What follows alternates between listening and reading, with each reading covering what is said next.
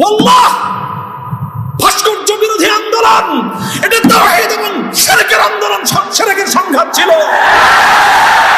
ভাস্কর্যের পক্ষে যারা ছিলেন তারা শিরকের পক্ষে ছিলেন, ভাস্কর্যের বিপক্ষে যারা ছিলেন তারা তাওহীদের ঝান্ডা সমন্বয়।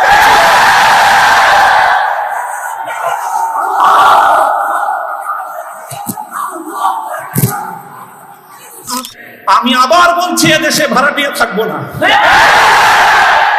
ভাড়াটিয়া হিসেবে থাকবো না। এই জমিনের মালিকানা সূত্রে দেশে বসবাস করি, এই জমিনকে আল্লাহর জন্য মুক্ত করেই ছাড়বো ইনশাআল্লাহ।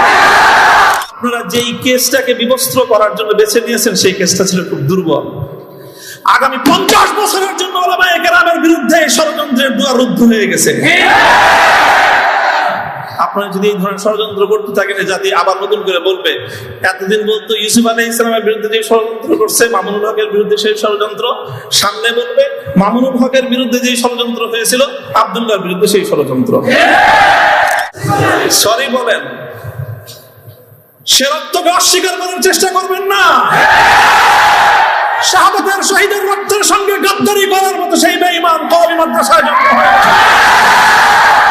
আমি আপনাদের শুকরগুজারি আদায় করতেছি যে আপনারা এই অভূতপূর্ব আজকের আপনাদের এই উপস্থিতি এবং আপনাদের এই অভূতপূর্ব উচ্ছ্বাসের মধ্য দিয়ে আপনারা ইসলামী আন্দোলনের পথ চলার একজন পথিককে অনুপ্রাণিত করেছেন। আল্লাহ রাব্বুল আলামিন আপনাদের সকলকে এর উত্তম বিনিময় জাযায়ে খায়র নসিব করুন। আমিন। কাটা কাটা কয়েকটা কথা আমি বলবো, সময় দীর্ঘ নয়। আর সকলে উপলব্ধি করতে পারতেছেন যে আমার প্রতিটা কথাই এখন এটা অনেক বেশি পরিমাপ করা হচ্ছে, দেখা হচ্ছে যে আমি কি বলি। আপনারা যতটুকু মনে করতেছেন যে শুধু একটা কর্তৃপক্ষ দেখতেছে, তা না, দুইটা কর্তৃপক্ষ দেখতেছে এবং একটা কর্তৃপক্ষ আরেকটা কর্তৃপক্ষ থেকে অনেক বেশি প্রবল। একটা জমিনের কর্তৃপক্ষ আর একটা আসমানের কর্তৃপক্ষ। আমি আপনাদের কাছে দোয়া চাই, জমিনের এই কর্তৃপক্ষের প্রভাব থেকে আসমানের কর্তৃপক্ষের প্রভাব যেন আমার উপর বেশি থাকে। আল্লাহ রাব্বুল আলামিন যেন আমাকে আল্লাহর গোলাম হিসেবে তার নিকটেই যেন আমার মাথাকে অবনত রাখেন। এই দোয়াটুকু আপনারা সকলে আমার জন্য নিভৃতে একান্তে করবেন। দ্বিতীয় কথা, এখানে আমার জন্য অনেক কথা বলা হয়েছে, আমাকে উৎসাহিত করার জন্য এটাই বলা হয়েছে।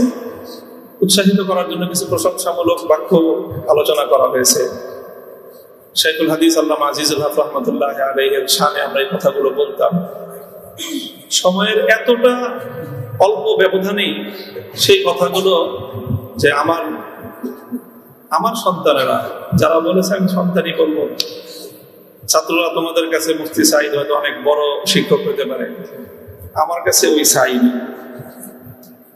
তারা আমাদের সন্তান, তারাও আমাদের সম্পর্কে সেই কথাগুলো বলেছে। শাইখুল হাদিস রাহমাতুল্লাহ আলাইহি বলতেন যে এই কথাগুলোকে প্রশংসামূলক কথা নয়, বরং আমি কালিমাত দোয়াইয়া, দোয়ার বাণী হিসেবে, দোয়ার কথা হিসেবে আমি বরণ করে নিলাম। আল্লাহ পাক আমার সন্তানদের, আমার সহকর্মীদের, তাদের এই কথাগুলোকে যেন আল্লাহ আমার হকে, আমার ক্ষেত্রে দোয়া হিসেবে আল্লাহ কবুল করেন।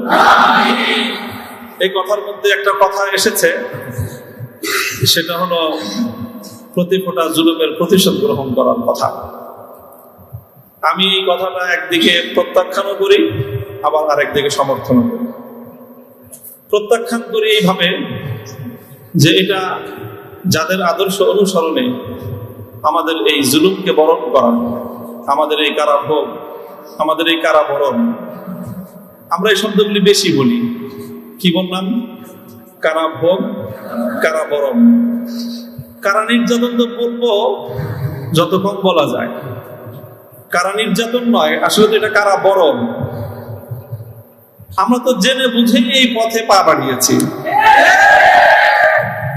কেউ যদি মনে করে থাকে যে আমরা জানি না, তাহলে এটা তাদের মিস ইনফরমেশন। আমরা জানি আমাদের এই পথে চলতে গেলে এই পথটা কুসুমাস্তীর্ণ নয়। এ পথে লাল গালিচা থাকে, কখনো কখনো প্রতীকী অর্থে লাল গালিচা থাকে, তবে সেই লাল গালিচার লালিমাটা যতটা না গালিচার রং দিয়ে লাল হয়, তার চেয়ে বেশি লাল হয় ভাইয়ের শাহাদাতের রক্তের মাধ্যমে। শাহাদাতের রক্তের নজরানা দিয়েই আমরা সেই পথে ইনশাআল্লাহ পৌঁছবো।